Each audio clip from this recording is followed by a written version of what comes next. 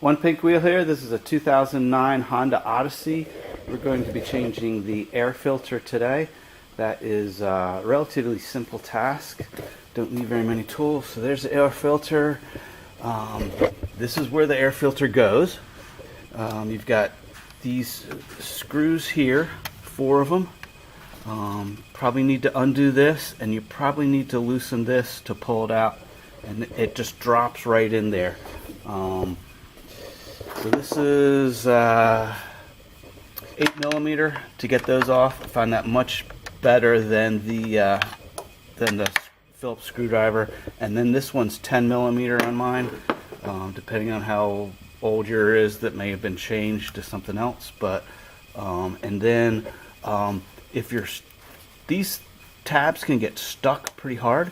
Mine's not too bad. But you might need a screwdriver to push down on this and pull it out. I've got this new fancy tool that I got, which is supposed to do it much easier. Anyway.